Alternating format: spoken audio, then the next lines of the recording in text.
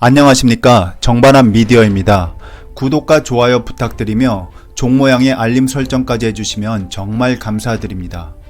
이준석 미래통합당 최고위원이 사전투표 부정선거 의혹에 대해 반박해주겠다며 공개 토론을 제안하여 화제가 되고 있는 가운데, 정반합 미디어는 약간 각도를 달리해 이준석 위원 자신이 소속되어 있는 미래통합당에 대한 태도에 대해 말해보고자 합니다.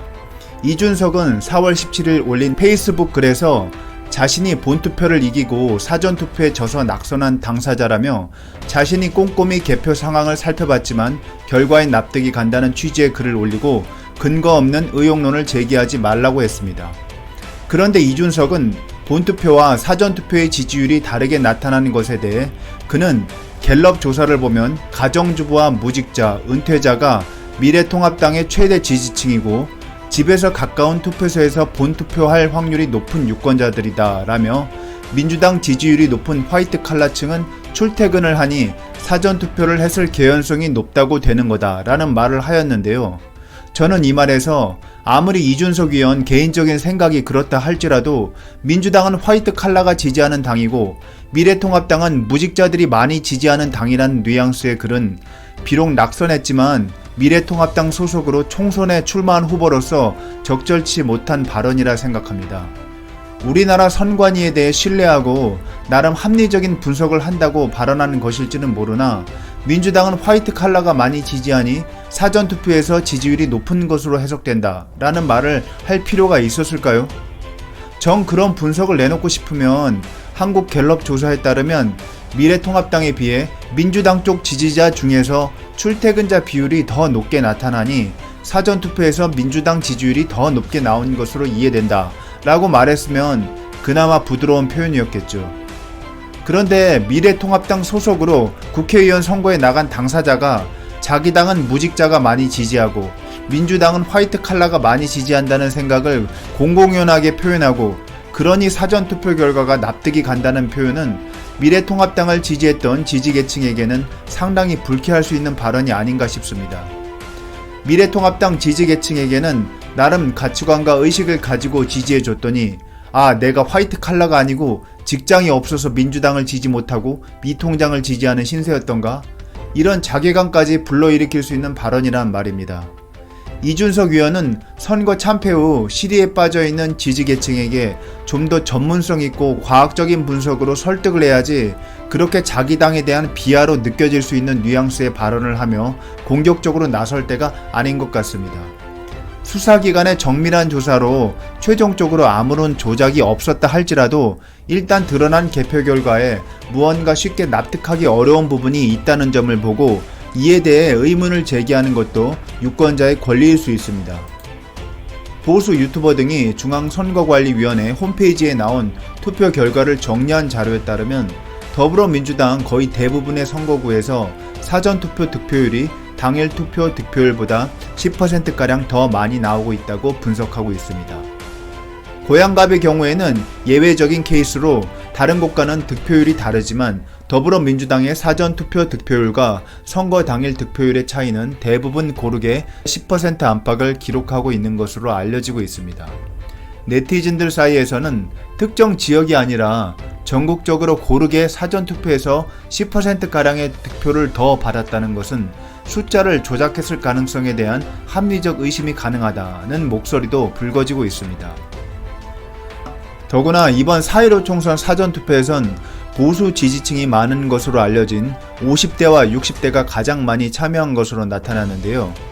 중앙선거관리위원회에 따르면 이번 4.15 총선 사전투표 참여 연령별 비율은 50대가 21.9%, 60대가 18.3%, 70세 이상은 12.4%로서 60대 이상이 무려 30.7%에 달합니다. 여기에 50대 선거인까지 포함하면 작년 노년층이 사전투표 선거인의 절반을 넘는 52.7%를 차지한 것으로 나타났는데, 이렇게 60대 이상이 높은 참여율을 보이는 사전투표에서 진보정당인 더불어민주당의 표가 더 많이 나온 것은 의아하다는 반응이 나오고 있습니다.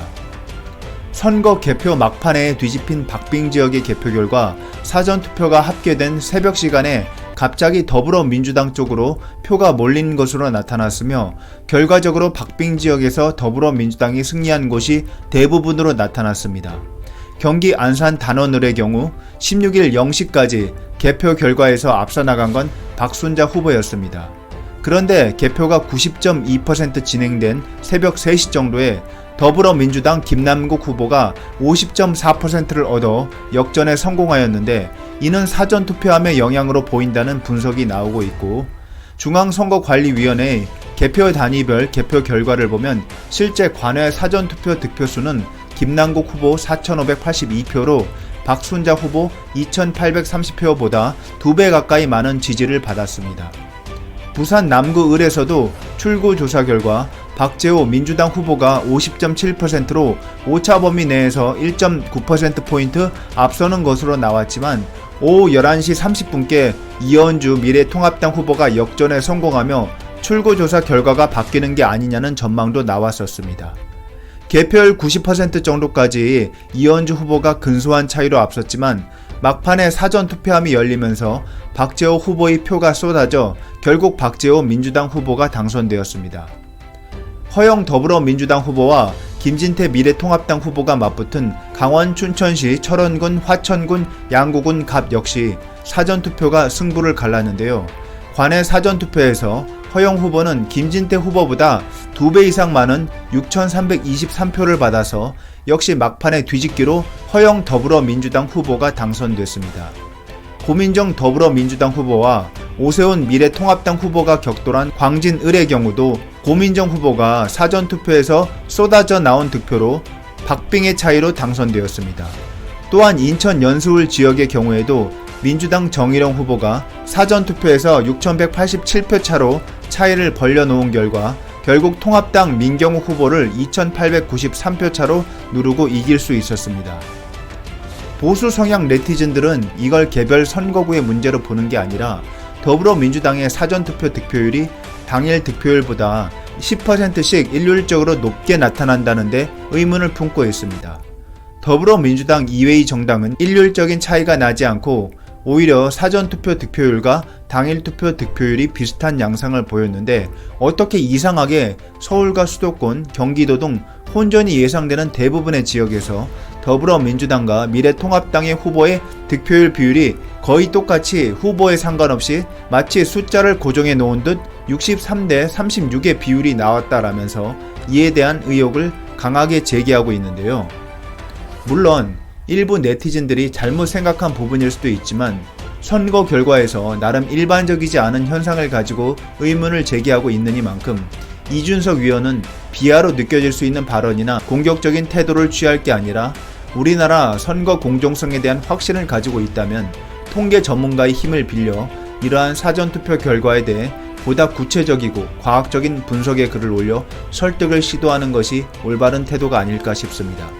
끝까지 시청해 주셔서 정말 감사드리며 앞으로도 정발한 미디어 영상 자주 클릭 부탁드립니다. 좋은 하루 되세요. 감사합니다.